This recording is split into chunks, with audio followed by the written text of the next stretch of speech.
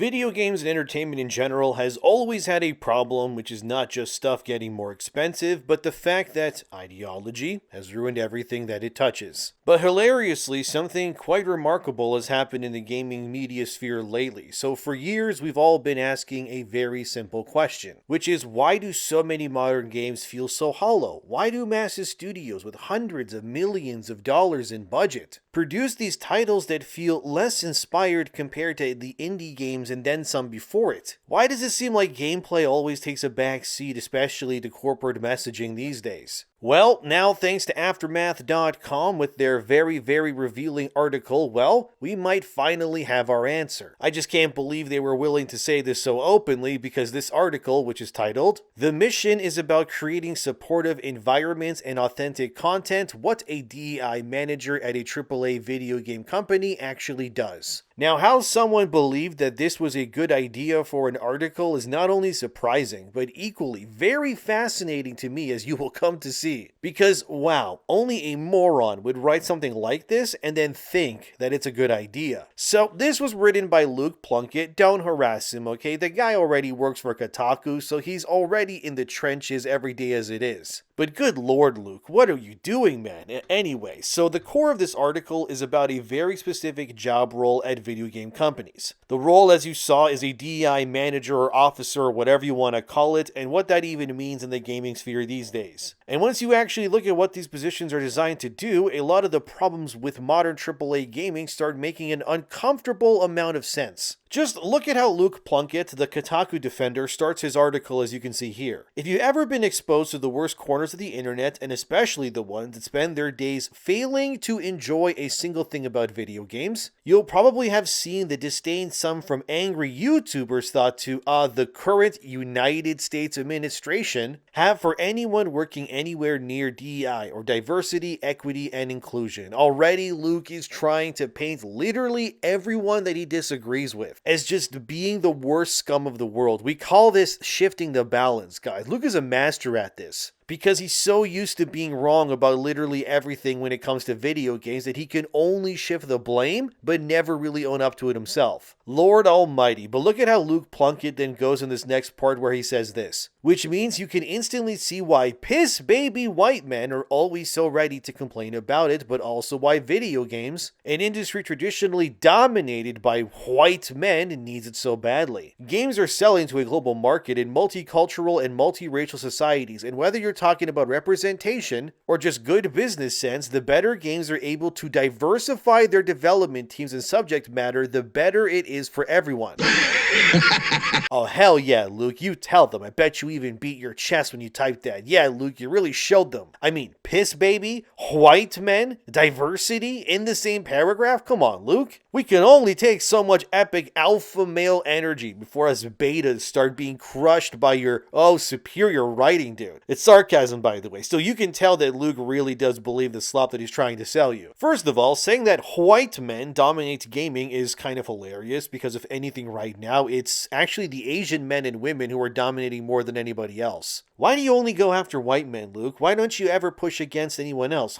It's almost as if you got an agenda to push. Very interesting, Luke. Very interesting. Secondly, right, claiming that diversity makes for better games, well, that's a lie, isn't it? I mean, isn't every Zelda game made by just Japanese men and women? Isn't every legacy Pokemon game before this series turned to slop also done by only Japanese people pretty much too? Elden Ring, yeah, that's Japanese. Stellar Blade, that was done by the Koreans actually. The ones in the south, not the ones in the north. But hell, even when we go back to when Western games were dominating, it was, mostly white men. This is true. I mean, Mass Effect, The Elder Scrolls Oblivion, Dragon Age Origins, Halo, not like the original ones I mean, not saying other people didn't work on it, but it is true. But yeah, it was primarily white men. Hilariously though, what I do find interesting is that the less diverse the development team is when making a game, the more culturally impactful the end product ends up being. And I don't mean just white men, I mean just anyone that is homogenous in any way, Asian, whatever. You see, what I find interesting, and this kind of pokes holes in Luke's logic, which, let's be real, isn't hard to do, I know, but I would argue that the less diverse a team is, the more whole the vision feels, if that makes sense. The fact that you love Zelda or Super Mario is because those games are not made by a bunch of people from San Francisco who can't even tell you what a woman is. It's because it's a bunch of Japanese guys and women who lived the same culture is why you have what you have when those games come out. You ever notice, especially in the last like 5 or 10 years at least, that a lot of Western games have kind of lost their core identities? Or is that just me? Is it any wonder why Veilguard was so devoid of what made Dragon Age cool, which was the fact that it was based on European stuff? I mean, come on, it's like Knights and Templars and stuff like that. But then you realize that the dev team was just full of crazy activist people who wanted to push an agenda instead? You ever wonder why the new Saints Row game was dog water, why Dustborn came and went, why entire companies like Microsoft are being completely ruined and are trying to course correct for so long?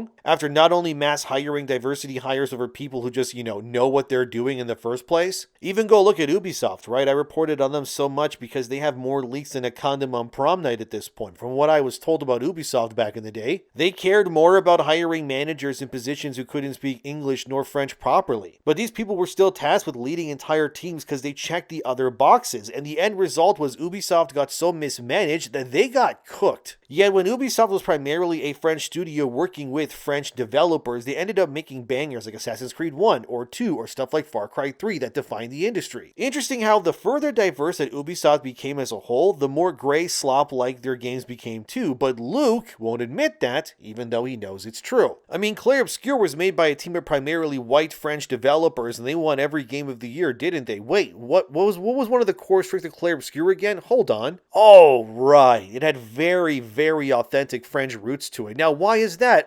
Oh, right. Because the development team was actually French people. Amazing. Oh my gosh, who could have guessed that? What do you mean that From Software's games have that authentic Japanese game design feel to them? And they pull from literary works like Berserk, which are also Japanese. Oh, what's that? What? The whole team is Oh, they're Japanese. Oh, that's why their games feel so cohesive. Incredible. Again, Luke's never going to admit any of this, right? But claiming that the more diverse a team is, the better is probably one of the most Cope-like things to say ever, dude. If this were true, then all the games that Luke and his like-minded NPC friends liked would be all they would all be doing amazing right now, right? As you can see here, Luke then starts calling anyone who opposes him as piss babies. Like, oh, Luke, you're so based, man. You're so strong, dude. Like, can you write an article about how you got so alpha so we can all learn, man? Because this is so authentic. He also says that DEI has been stripped of all meaning. Yeah, by you guys, not the other way around. Before diversity just kind of existed naturally. Because there were no checkboxes. Nobody complained about the half-Asian, half-black love interest in Half-Life, or had a problem with Sergeant Johnson in Halo, or Anderson in Mass Effect. No, people just loved those characters because they felt authentic and not shoehorned in. Remind me how many Japanese people love Barrett Wallace in Final Fantasy VII. I'll wait. Ironically, once the NPCs got into game development, the normal diversity suddenly felt forced and stupid, leading to what happened now. So this now brings us to the DI manager, officer, whatever, that Luke interviews for this article, who is someone named Alana Cole. Luke distinctly ensures not to use Alana's actual place of employment to hide which company she works for. But he calls it one of the biggest companies, and a quick Google search later, however, easily unmasks who this is. So this Alana person works for Activision Blizzard, specifically on Call of Duty. And here's what Luke says next. Remember, Activision Call of Duty person here, okay? Luke says, "Hi, Alana, and thanks for joining us for this. To get us started, can you tell us a bit about your role and what it is you do at the company?" She says, "I worked as a diversity, equity, and inclusion manager at a AAA company for about 3 years. I manage a small team, and together we directed an holistic range of DE&I initiatives spanning game content, team support, and external initiatives. At our largest, we were supporting a studio of approximately 600 developers across 4 countries, from game ideation through to post-production support." So this Alana chick worked for 3 years to ensure that DEI and forced agenda pushing would be placed into Call of Duty, basically, is what she's trying to say, because Luke is a moron, and something called LinkedIn exists, and it's super easy to figure this all out about who she's talking about. Great job, Luke. You really showed us. You're so cool, bro. Anyways, it's hilarious that Alana just outward confirms that, oh yeah, I worked to ruin your favorite shooter game and fill it with checklists. Who could have thought that? Luke then asks this, given we often only hear about DEI when it's used in the oppositional context, if you look back over the last 5 years or so, what would you say the overall company culture was like in terms of their relationship to your work? Do you think your efforts had a lot of support internally? Call of Duty lady would then reply, we were lucky to receive a lot of eternal support, which we witnessed in several ways. Leadership would encourage people to engage with our initiatives. We received financial resources and dedicated time to conduct our work. And we saw very little pushback from employees of any level of seniority. Early on, we did have to put in the legwork to ensure that we could prove our value to our colleagues, but not in a way that felt particularly specific to DE&I. Ultimately, we were something unfamiliar. And it took some time for people to see that we were helpful for them in terms of saving time, encouraging creativity, and supporting well-being. The level and type of support we received shifted over time, and there were several complicating factors for that. Oh my god, beautiful. Just beautiful. So the DEI officer lady confirms, by her own words by the way, that initially the existence of what she was hired to do, which was to push force diversity, was met with opposition from Activision employees. Of course, she says it all worked out. I'm sure it did, Alana, probably because anybody who opposed you guys would just get reported to HR, to be psychologically assessed and whatever, and to be compliant, or they would be promoted to customer, right? Hilariously, too, she also proves another point, which in this entire interview, you'll see that she speaks about working at Activision in a past tense. She said herself that she worked 3 years for the company. Worked, again, in past tense. Yeah, it's because it didn't work. If it did, they would still be there. Of course, companies won't admit this stuff too openly, but it's pretty obvious. I mean, Activision already has enough on their plate when it comes to stupid anyways these days. I mean, need I remind you guys what happened when Black Ops 7 dropped? And how poorly that went for everybody involved, and ended up being the lowest selling Call of Duty in a long time and got mogged by both Battlefield and Arc Raiders. Ah yes, all those DEI pushes, that really meant a lot when I was shooting a massive Michael Rooker like he was a God of War early 2000s boss with my futuristic Call of Duty guns in the campaign. Thanks, Alana. Very cool. In this next two paragraphs, as you can see here, Alana blames the political shift for why DEI has been put on the back burner the way that it has, which is, yeah, that's true. But where I highlighted, again, of her own volition, I didn't tell her to say that. She admits that despite everything that has been done to validate and make DEI as a concept justifiable in the workplace within video games, that it's still seen as pointless and not morally right despite. Imagine how bad this has to be when you have every billion-dollar corporation, for years by the way, at your beck and call. You have all of HR that's behind you. You have billions of dollars in investments. And even then, people are like, nah, this stuff stinks, no thanks. Like, that's crazy, dude. Like, at what point do you not realize that maybe what you're doing is being forced and is not natural and actually which won't be accepted? This is like seeing a 70-year-old man suddenly having a crisis and genuinely believing that he has what it takes to join the LA Lakers. Like, dude, you're 70 years old and you're 5'6". It's not going to happen. I'm sorry, but this is how the DEI pushing thing feels like to me. Like, imagine working your cheeks off to get where you are to join the LA Lakers. Wow, you did it. And here comes Loretta at the young age of 86 in her wheelchair with her Lakers jersey on, ready to join the team and bring home the win. Yeah, you'd be confused and annoyed. Like, why are you here? This is not going to work. And then you say that out loud, and now a bunch of out-of-touch HR ladies with SSRR eyes are now talking down to you condescendingly like they know better than you do. That's basically all of Western video games for the past 5 or 6 years pretty much, maybe even more than that. Oh, here's Loretta again. She's now in charge of the entire division. What's that? Has she worked in games? What are you, an ageist? So what if Loretta's 88 years old and has a cloudy eye and has never worked in video games? We need her, okay? She checks so many boxes. She's disabled. She's not white. Luke likes that especially. I mean, that cloudy eye has got to get us bonus points, right? I see this as an absolute win. We need her. Now go make that game. I just can't believe that this is where we're at right now. This is literal propaganda being pushed by Aftermath, and they're gaslighting us into like believing this when it's so blatantly obvious that this is and never will work no matter what they do or try. If the only way they can make something work is to make everyone live in like mass psychosis, I mean, come on, man. It's time to throw in the towel, or the keyboard in this case. Amazingly, as seen here where I highlighted, Alana even admits that DEI back in the day was a core concept that existed and could only be accepted through mass compliance. Again, her words, okay, not mine. That is real, by the way. They typed that. She literally just said that. She just said it doesn't work unless they force it. Like, wow, if this ain't the most, if you gotta force a fart, it's probably you know what. I mean, I can't even speak. Like, come on, man. It's ridiculous. But then you have this next part. I mean, man, how did this even make it into the article? Like, dude, let me just read you what they said, okay? So Luke then asks this. Also, what do you mean by performative companies? Do you mean companies making hollow gestures without doing any of the actual work? Call of Duty lady. In my research, I've found that some studios are good at their PR presence, social media outputs, diversity websites, and shareholder report language, but aren't necessarily backing that up with meaningful structural change within their studios. I would say performative DE&I occurs when a team prioritizes optics over organizational change. Dude, you can't be serious. Luke, your DEI officer lady just admitted that the companies tasked with pushing DEI in the first place are phoning it in themselves. What are we doing, Luke? I thought we were trying to convince people that DEI was a good thing. This is not how you do this. This is like your HR lady admitting that cloudy-eyed Loretta with her missing leg and backwards hand was only there for public relations reasons, and they knew that she could never score a single hoop against the Miami Heat even if she tried. Oh, the horror. Poor Loretta. Like, imagine how Loretta feels hearing that, right? Don't worry, by the way. Loretta's also deaf. Did I forget to mention that? It's okay. She can't hear us anyway. I just got confirmation that, oh no, Loretta has died. My condolences to her family. They're not even burying her, by the way. She apparently just turned into dust immediately. Godspeed, Loretta. We're gonna miss you. But it is crazy that Luke just kind of admitted all of this in his big article that was meant to push back against the white man and the angry YouTubers. I thought we were piss babies, Luke, but it seems like you're the piss baby instead. Oh, how could you do this to us, Luke? You were supposed to be the alpha to all these betas. You were the chosen one. Could it be that this was all for PR reasons in the end? Incredible. Then the COD lady says this: I've had people assume that DE&I is just about race or gender, without factoring in all the other intersectional vectors of marginalization that we need to consider. I've had people assume that my work is primarily focused on sensitivity training, recruitment, human resource issues, supporting external organizations, or reviewing game content, but it's rare that somebody realized I work on all of those areas at the same time. Wow, amazing. I've always treated DE&I as a holistic and all-encompassing field that impacts every aspect of game content developers and audiences in ways that can sometimes be surprising. Yeah, no kidding. That's why there's a deaf girl with a spray bottle thing in Spider-Man 2. But when your mission is about creating supportive environments and authentic content, it's easy to start understanding how your work can touch every part of the game making process. Like, that's amazing, right? She just admitted that her work is designed to hit and encompass every single facet of game decision from top to bottom. Like, how are these people real, bro? Like, this is crazy. No. DI doesn't affect the games you love. You're crazy. They just, affect the gameplay and the writing and the stories and the characters, even the NPCs in the world. And like how we design the quests or the music even, and how people get hired and, work on it in the first place. Also, how we sell it and